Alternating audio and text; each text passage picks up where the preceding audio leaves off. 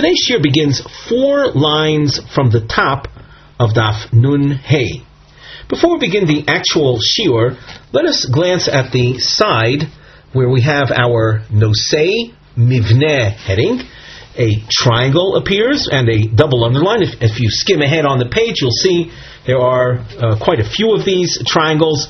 We have numbered them up till 4, and the double underlines highlighting Pumbedisa and Bnei Masa Mechasya. So we've written on the side, Sidra Shel Halachas. There's a series of halachas, B'gvias Ksuba V'oid, regarding Ksuba collection and other matters, Shebohen Cholkim Pumbedisa U'Bnei Masa Mechasya. These two places, we'll say schools of thought, for us they represent two conflicting opinions. They argue regarding these 4 matters. The dashed underline that you see will be used to highlight the word v'hilchos, where the Gemara rules. So, just by way of visual exercise, if you scan ahead in the Gemara, including that which we've written in, without getting into the topic, the subject matter, notice the first hilchasa squiggle underline is a ruling like the Pumbedisa, which we wrote above that, and the second hilchasa ruling also is like Pumbedisa, the third one as well, but when you get to number 4, you'll notice that the ruling there follows the opinion of the Bnei Maso Mechasya. Now the Gemara. Itmar, Kesubos bonedikrin. We're not going to spend time explaining what that is. We've said so much about that in our recent shiurim, but for our purposes, what we want to focus on is the father that had 2 sets of sons, and each set of sons is entitled through the Tanai Ksuba Bonim Dikrin to inherit their own mother's Ksuba. This, of course, takes place when the mothers had died in the father's lifetime, and the father inherited his wives, and including the properties that they brought into the marriage, the respective wives brought into the marriage. If the properties remained with the father upon his death, so each set of sons would receive their own mother's ksuba contents, if you will. Let us say that the father sold in his lifetime some of those properties. So those properties then would be in the hands of lekuchos. We call them mishubadim. The Gemara says, "Itmar Kesubos bonedikrin Pumbedisa amri lo tarfa mi mishabdi." The heirs of the father that dies now have no right to go to collect from those who purchased properties that originally had been brought into their father's marriage with their mother. They cannot go to them and say, we have a claim on them. Yarsun Tnan, the Pumbedisa version of the Ksuba, portrays the bonedikrin using the word Yarsun. Yarsun is Yerusha, heirs. An heir, the language Rashi quotes, Inun Yarsun Kesef Ksuba, they will inherit the Kesef Ksuba. When one speaks of inheritance, that means that you look at the properties of the benefactor at the time of demise, and that's what the heirs get. Not any more than that. You don't go back in time to enable the heirs to seize properties that their benefactor happened to have sold during his lifetime. Anyway, that's the Pumbedisa approach. Bnei Masa Mechasya Amri Torfa Mi Mishabdi. The Bnei Masa Mechasya opinion says, literally, the term Bnei Masa Mechasya means the people of the city of Mechasya. But for us, it represents a school of thought. So the opinion of the Bnei Masa Mechasya says they collect from Mishabdi. That means if their father, during his lifetime, had sold off parcels of land that their mother had brought into the marriage, the heirs, have a right to go to them and say, we have first crack at this. And the reason for Bnei Masa Mechasya's opinion is Yasvun Tnan. Their version of the bonedikrin clause is Inun Yasvun. Now the word Yasvun is a lashon of Baal Choiv. A Balchov means a creditor, so that they had first crack at it by virtue of the fact that when their mother married their father, she brought into the marriage, and the father dedicated toward her particular parcels of land, and they were assigned those as if they were creditors already from a much earlier point in time. Nevertheless, the Gemara rules v'hilchasa lo tarfo mi mishabdi yarsun tanan. The Gemara itself rules like the Bey Mas Mechasya, that the more accurate language to be included in the ksuba of featuring the bonin dikrin clause is inun yarsun. They will inherit, and as we said, inheritance is based on the property holdings of the benefactor at the time of demise. We continue. Mitatali v'isnu binayu below shvua. The Gemara here is very terse, but Rashi helps. We look at Rashi on the last narrow line. Mitatali v'isnu binayu hamiyachid mitatali l'ksubas ishto umeis hein bein. A man who had assigned portables to be the source of payment for his wife's ksuba, and the husband dies, and the portables are intact, v'nifras man, and she will be collecting from them. She is entitled to take them without having to swear that I haven't received any payment till now. The Taimo Mayim Rabbanan, why is it that the Rabbanan enacted when a person comes to collect from properties of the heirs, and if we be more specific, when a widow comes to collect from her husband's heirs' properties, she is not entitled to collect from the nichse yisomim, from the properties of the orphans, ela b'shua, unless she swears. So there's an understanding that if a woman is going to seize collection from the orphan's property, she's going to have to take an oath. And here we're saying not so. Why is the oath in place? Why is it enacted? The chayshinon, because we're always suspicious dilmut srori atfisa, that the husband had already entrusted with her a pouch of cash that would be her ksuba payment. And when she comes to collect property, we suspect that she already received her ksuba payment, because tzrori atfasa is he enabled her to take hold of tzrori, of a pouch of money. However, in this case, where a husband had earmarked portables for his wife's ksuba payment, these are the tzrori. There's no reason to suspect that there was some other portable, some other pouch of money that the husband had given to her. So therefore, when the metaltalin, when the portables that were earmarked are still extant, then she is entitled to collect them, even without swearing that she had not received some other payment. We continue in the Gemara. That was case Aleph, 2 Aleph. Now, Beis. Lesnehu be'inayu. The portables that were earmarked are not around anymore. They got lost. Those portables got lost. Pumbedisa Amri Beloy Shvua. Pumbedisa says she's entitled to collect from land without needing to swear. Since those portables that had been earmarked were lost, we don't have to suspect that there were other portables, other monies or wallets full of cash that she was entrusted with. So we don't have to suspect that. And as far as the properties are concerned, she has a lien on the rest of his properties. They're all indebted toward her ksuba payment. So she's entitled to collect without a shvua. As we explained, the need for the shvua here is not necessary. B'nei Masa Mechas Yamri Bishvua. They say no. If the metaltalin that she was entrusted with are not around, and she wants to collect from their properties, she has to take the shvua. I dare say the standard shvua.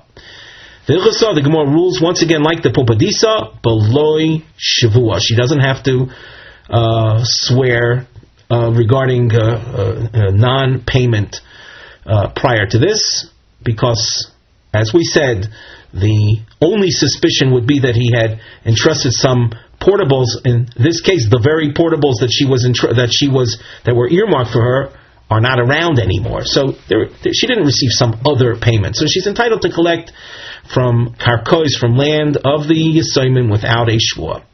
Case 3. Yiched lo ara ba'arbo mitzarne'ah below shvua. If a man had earmarked for his wife as her ksuba payment a piece of land, and he delineated in a clear fashion 4 identifiable boundaries, that within these 4 boundaries is the land earmarked for your ksuba. The Rashi terms this an apotiki l'ksubasa, which means that if she doesn't receive payment from some other source, she is entitled to collect this land.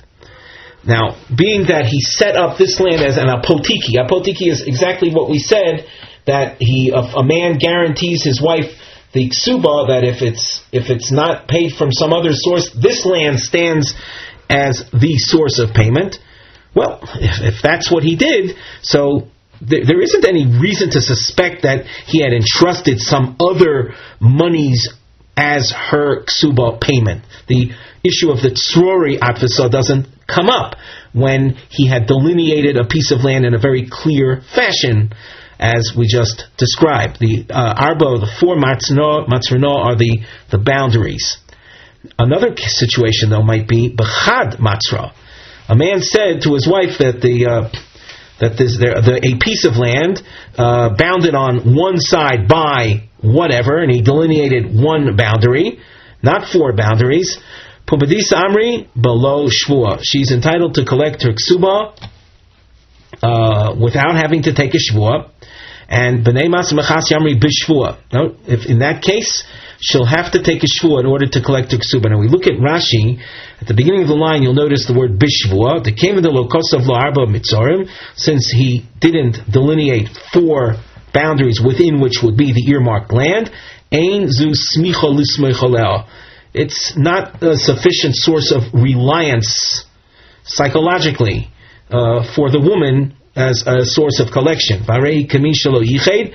As far as she is concerned, it's as if she didn't get any earmarked land for her ksuba payment. And therefore, in the eyes of B'nai Mas Mechasya, there's still room to suspect that he had entrusted her a pouch of cash toward her ksuba as her ksuba payment. So if she wants to collect properties, other land, she'd have to swear that she didn't receive any prior payment. Nevertheless, hilchasok below shvua. Again, the 3rd time the Gemara rules like pumbedisa, that the fact that the husband troubled himself to delineate even one boundary, that's a sign that he hadn't set up some other source of payment for his wife. Number 4, Omar la'aidim, kisvu v'chosmu v'havu lei. A man says to witnesses, and this is not a point, this number 4 is not ksuba related. In our introduction we mentioned there were a series of laws that were ksuba, va'od, and others. And so here we have a 4th halacha, but it's not related. It's a general halacha. A man says to witnesses that he is desirous of giving a parcel of land as a gift to so-and-so. He says to them, kisvu, prepare a document, v'chasmu, and sign it, v'havulei, and give it. Basically, it's creating a deed to a piece of land. If at the time the witnesses heard this instruction from the owner of the land, they made a kinyan, a gesture that ensures something will take place. A kinyan is an act whereby one indicates his seriousness to it. It could be the exchange of a handkerchief. It could be some other means of demonstrating seriousness. In halacha, we refer to it using the general term kinyan. If a kinyan was made, then lo tzorach and luchibei, the witnesses don't have to consult with the owner at any further point in time. They now receive their instructions, and when they're ready for it, they write up the document and give it to the receiver. Lo konumine. Let us say that the man issued his instructions, but the owner didn't make a kinyan with the witnesses. And there's a lapse in time until the shtar is actually written up. So, Pumbedisa Amri Lo Tzorech Luchi Bey. The witnesses can go ahead with their instructions, prepare the document, and give it to the receiver without consulting the owner a second time. B'nei Masa Mechasya Amri Tzorech Luchi Bey. They say that the witnesses, before they write it up and give it to him, since no kinyan was made, they have to consult, are you still sure? Are you still of the same mindset and desire to give this gift? Here the Gemara rules like the B'nei Masa Mechasya, that if no kinyan was made at the time of his instruction, then those witnesses have to consult a second time just to make sure that the original idea to give this matona is still his interest. We go on in the Gemara, Rabbi Ozer ben Azariah v'chulei. We had a machlokes tanoim in the Mishnah. The Tanakama says that in a collection of ksuba on the part of an arusa, if she, let us say, is divorced or she becomes a widow at the erusin stage, the first opinion of the Mishnah was she is entitled to collect not only the basic ksuba but the tosefes as well. Rabbi Ozer ben Azariah says that this idea of collecting the tosefes as well is true only if she becomes a gerusha, a divorcee, or an almona, a widow, from the point of nisuin. Otherwise, she's entitled only to the basic ksuba. On the side of the Gemara, we have an osei topic heading, and we indicate that this is a rather long topic heading by way of page coverage till Nun Vav Amid Aleph, although Nun Hey Amid Beis is a very short daf. But this machlokes, this issue, this discussion goes to Nun Vav Amid Aleph. Machlokes Rav v'Rabbi Nosson eich lifsoik b'machlokes tanoim. How to rule regarding this Tanaic controversy. Tanakama v'Rabbi Ozer ben Azariah, that controversy mimosai geva haytosefes. From what point is a woman eligible to collect the tosefes? Mino erisin like the Tanakama, or rak min anisuin Rabbi Ozer ben Azariah. Now we continue in our introductory note. B'shlav rishon, at the first stage, haGemara mekasheres shitas Rabbi Ozer ben Azariah kemevusas al umdana. The first stage, the Gemara wants to tie in Rabbi Ozer ben Azariah's approach, which says that the tosefes eligibility is only from nisuin, is based on a concept known umdana, about the way we, umdana literally means assess or evaluate things. V'roitze lahasik, and there's an attempt to conclude Rabbi Nosson hu zeh shepoisek Rabbi Ozer ben Azariah.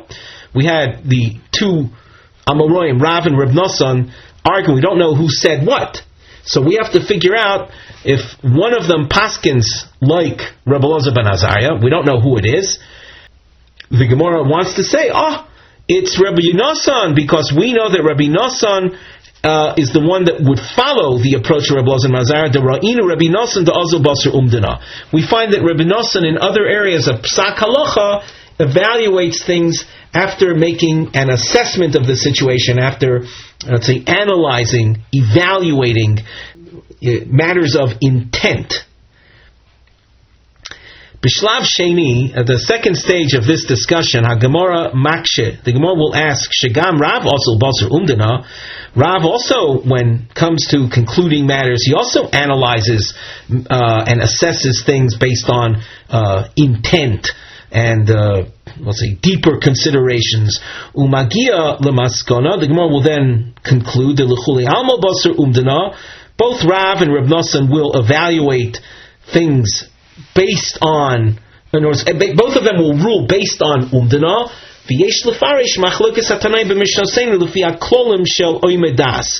That will then leave us the job of explaining the machlokes tanoim about how to evaluate this situation, the situation of the Mishnah concerning collection of Tosefes Ksuba. So even between Rav and Reb Nosson, one is ruling like Reb Ozer ben Azariah, and the other one is ruling like the Tanakama. Both Rav and Reb Nosson both accept the concept of Umdana. That would then force us to say that the Tanoim in our Mishnah, the Tanakama and Reb Ozer ben Azariah, happen to have a machlokes. And the root of the machlokes is also how to interpret, how to evaluate, how to assess the situation. The situation being the situation of an arusa. Does she get the entire ksub, including the tosefes, or is she limited to the basic amount? Okay, that's a general introduction with some amount of detail. Now the Gemara. We pick up the Gemara with the Dibur Maser Reb Ozer ben Azariah, and we pointed out already the Tanakama held that a woman, even from the Erusin stage, is entitled to the entire Ksuba, and Reb Ozer ben Azariah says no, only from the Nisuin is she if she's divorced after having consummated her marriage, or she became an almona after consummating her marriage, then and only then would she be entitled to the entire Ksuba. Itmar, Rav v'Rabbi Nosson, Chad Omar Halacha Reb Ozer ben Azariah. One, we don't know who it is, but one of these two holds like Reb Ozer ben Azariah that only after Nisuin is she entitled to the entire amount. The Chad Omar Ein Halacha Reb Ozer ben Azariah. And the other opinion, again, we don't know who it is, he holds that the halacha is not like Reb Ozer ben Azariah, and rather that even from the Erusin stage, she'd be entitled to collect the entire Ksuba, including the Tosefes. Notice we have a long marking, and this takes us to the top line of Omid Beis. Tistayim, let us conclude the Rabbi Nosson who the Omar Halacha Reb Ozer ben Azariah, that the halacha will follow Reb Ozer ben Azariah, that only from Nisuin would she be entitled to collect the entire Ksuba amount. The Shamina the Rabbi Nosson, the Ozil Basar Umdana. We know Rabbi Nosson as being an authority that rules based on what's called Oim Den Das, based on analyzing and evaluating situations. How is that manifest in Rabbi Nosson's case? The Omar Rabbi Nosson, Halacha Rabbi Shimon Shizuri b'Mesukan. And number two, but this is not related so much to our discussion, Ubetrumas Meiser Shel Demai. And Gemara markings, since this issue is not of central importance to the discussion, we're not going to dwell on number two, and that's why we put it in brackets. Rashi elaborates on Trumas Meiser Shel Demai, but it has, we'll say, less relevance to the issue of Umdana than the first example. So the case of, even though what I just said, that in truth is subject to further analysis, but the following Rashi's approach, one does not get the impression that the issue of Trumas Meiser Shel Demai is related to the issue of Umdana. Regarding the topic of Mesukan, just a little background is necessary. The issue is dealt with in Maseches Gittin, and it describes a man who goes on a journey overseas or goes on a caravan trip, and these involve a certain amount of danger. And the man says, before departure, he says, write a divorce document for my wife. Something should happen to him and they'll not know, they won't know what's going to be, so it's better for her to be a divorced woman than be an aguna. And all that he said was, write a get to my wife. Even though he didn't say, give it to her, the ones who hear this instruction, we'll call them the witnesses that hear him say this, will write it and give it to her. The assumption being, the reason he didn't say the word tenu actually give it is because he was preparing for the journey, he was preoccupied, and therefore he wasn't concentrating on every last detail. Reb Shimon Shizuri says that this halacha of man saying kisvu without tenu, and the witnesses will not only write it up but also give it to her, apply to a person who is deathly ill. He's mesukan, he's in danger, he's mesukan, as they say, he's deathly ill. And a man like that says, write a get for my wife. The listeners will write it up and give it to her. And this is a function of omden daita. We imagine, we evaluate that this guy isn't joking around, he's serious. Even though Rashi doesn't mention it, it's a very reasonable consideration on the husband's part that she should not be an almona. You see this in other places, that there might be a surviving brother, and if it's a case of certainly a couple that doesn't have children, so she would then become a yavama, and he wants his wife to avoid being in that position. But that would apply in a case where there are no children. That's a detail. But for whatever reason, if a man is a mesukan, Rav Shimon Shizuri says, based on oimedas, the man isn't joking, and when he said write the get up, he means write it and give it, even though he didn't spell out give it. So by Rav Nosson ruling, like Rav Shimon Shizuri, we see that Rav Nosson holds that you conclude, you paskin situations based on oimed das, based on your evaluating a situation. We also rule like Reb Shimon Shizuri, ubetrumas meiser shel demai, regarding the matter of trumas meiser separated from produce received from an amo oretz. As we say, we're gonna de-emphasize that right now. For those who want the details, by all means, look into Rashi. The Gemara asks question. This is a very long question. You see the balance of the Omid is dedicated to the question. If you want to skip to the top of Nun Vav Amud Aleph after the Gemara asks, what do you mean that only Rabbi Nosson goes Basar Umdana and Rav doesn't go Basar? We'll show you that Rav also goes Basar Umdana.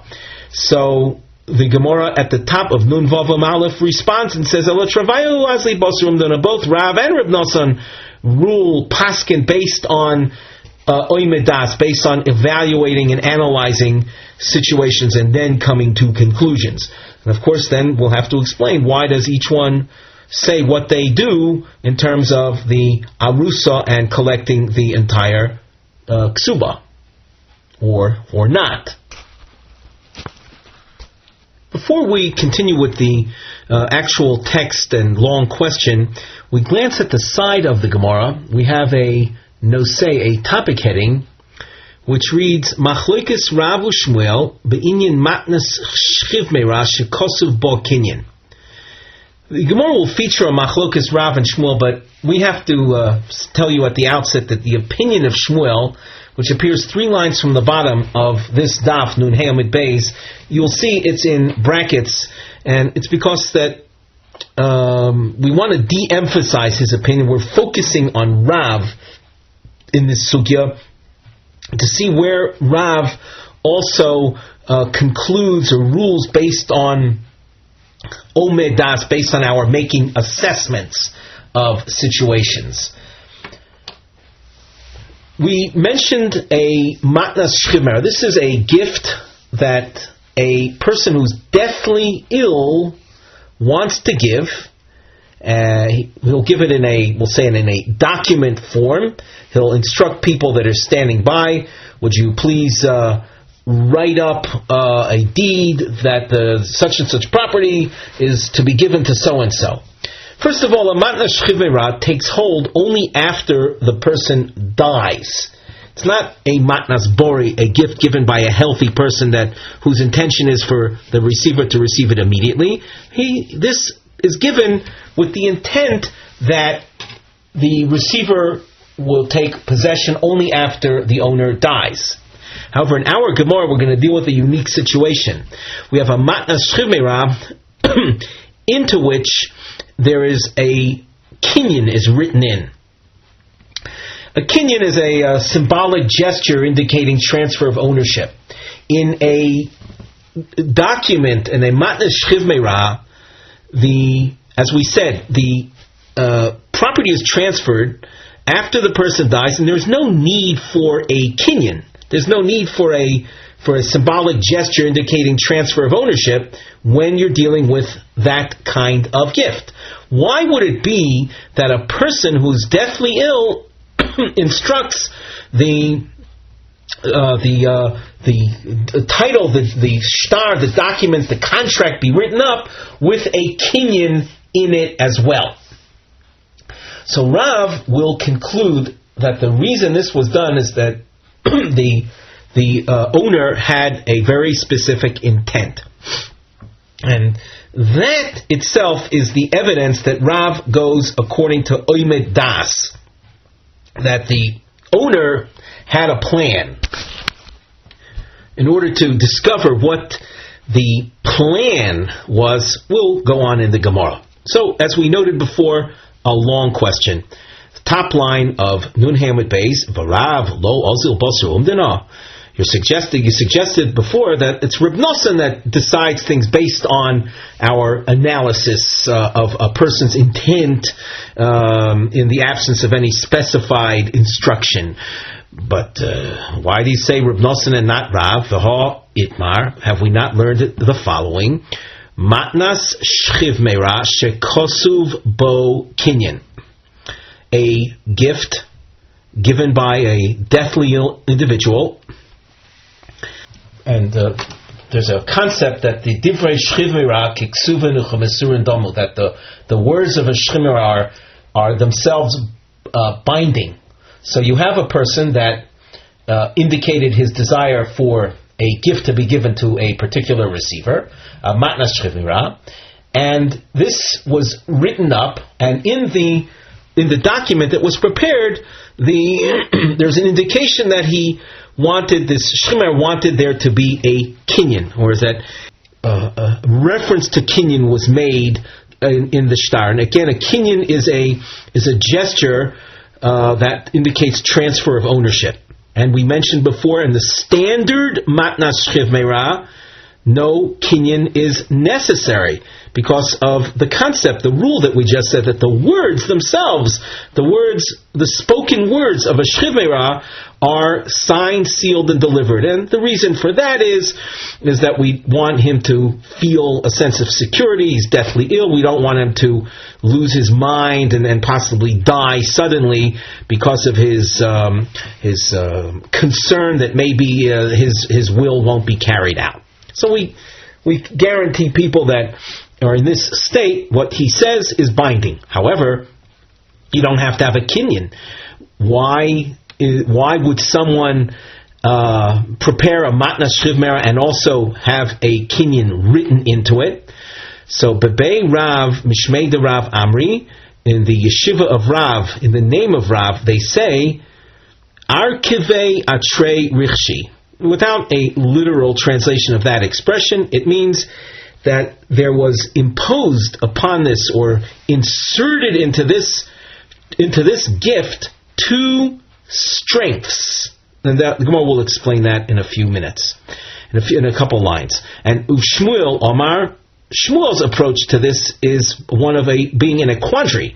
Lo yodana mai edun ba. Personally, I don't know what conclusion to reach, how to judge this situation. And the Gemara goes on, elaborates on each opinion. Bebei Rav Mishmei de Rav Amri, Arkivei Atrei Richshi. There are two strengths that are vested within this particular transfer, within this particular gift. Number one, Harei hi kematnas bori. Number two, Harei hi kematnas shchiv meira. And the Gemara explains this. Harei hi kematnas bori. This is viewed as if it's a gift of a healthy person.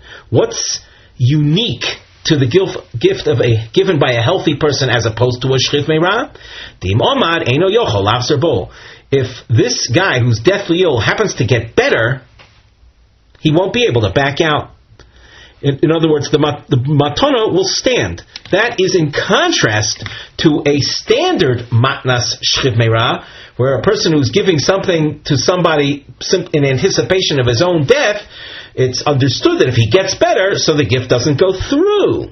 But in this particular case, you have a person deathly ill who also has a kinyan written into this particular contract or this transfer. That's an indication that he wants the matana to go through under all circumstances, even if it gets better. Harehi kematnas shchiv meira. This also has the characteristic of a matnas shchiv meira. Shim omar halva'osi leploini halva'osoi leploini.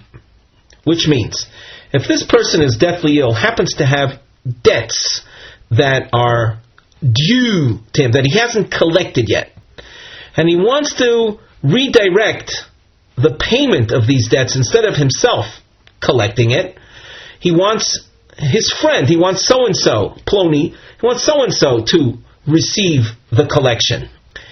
So, as a result of in the case, we'll say, of a matnas bori, this kind of transfer wouldn't work. There's a concept of ein matbea nikne bechalipin. Chalipin is a kinyan. It's an exchange. Maybe you're familiar with the exchange of the handkerchief, a gesture indicating transfer of ownership. Well, if you're transferring, let's say, cash doesn't get transferred like that. You have to do kinyan agav karka. Rashi points this out. That means you have to, if you want to transfer a cash payment, instead of you're receiving it, you want someone else to receive it, that someone else would have to make an acquisition on a piece of land, and along with his acquisition of a piece of land, the piece of land could be a half an inch by a half an inch. It would be a very small piece of land, but nevertheless you need to have that in order for matbea, for coins to be transferred. However, if it's a matnas shchiv meira, not a healthy person, but a matnas shchiv meira who says the money that's owed to me, I want it to go to so-and-so, it'll go through. So-and-so will get it, simply because you're dealing with a person that's deathly ill. And as we said, had he been a healthy person, this kind of transfer of debt collection wouldn't have taken place, simply by saying, instead of paying me, pay so-and-so. Now, Rav's conclusion, Rav's viewpoint is all based on his analysis of what is in this guy's mind. You have a guy who's deathly ill who also wants to have a kinyan written into the shtar. What's his purpose in doing this? So we just explained that he wants it to have the two koyches. He wants to have the koyach of a matnas bori. There's no back out, and that if you're dealing with the transfer of a loan payment, that the transfer will be binding. That's umdina. We continue with the bracketed section, but we're not going to dwell on it. Ushmul omar lo yodano me edun ba. I don't know. My edun ba means I don't know how to judge a case like this. Shema lo gomar lahaknoisu ela b'shtar. Maybe this shchimara, his intention is that the transfer takes place only through the shtar and not through the words of the shchimara. That's why he wrote the kinyan in vein shtar lachar misa. And a shtar is not going to be effective after a person dies. So that, as far as Shmuel is concerned, to say that this matana will go through, that remains a question in Shmuel's mind. But for our purposes, we're dwelling right now on Rav. We've come to the end of the long question, which shows us that not only Rabbi Nosson, but Rav also concludes cases where you don't have any, let's say, specific instructions. They will conclude cases through umdana by evaluating things. Therefore, the Gemara at the top of Nun Vav Amar Aleph says, "Ela travayu azli baser umdana." Both Rav and Reb Nosson follow umdana. Will make assessments and analysis and judgments in order to conclude matters when in the absence of some type of specified instruction. Now we have the case of the Mishnah, where we had the Tanakama and we had Rav Ozer ben Azariah, and those Tanoim were arguing whether the woman who becomes a widow or is divorced from the Erusin stage, does she get the Tosefes Ksuba as well? Man di Omar halacha shapir. He who rules that halacha is like Rav Ozer ben Azariah, that's very clear. What do we mean that it's good? It's clear. Why does a man assign Tosefes Ksuba when he can get away with a basic 200 for a basula? Why does he add? So the Mishnah itself spelled it out. Why does Rav Ozer ben Azariah say that that Arusa does not get the extra, the Tosefes? So the umdana was spelled out in the Mishnah. Shelo kosav le'ol amanas lekonsa were the words of the Mishnah. A person doesn't write the extra amount other than his intention to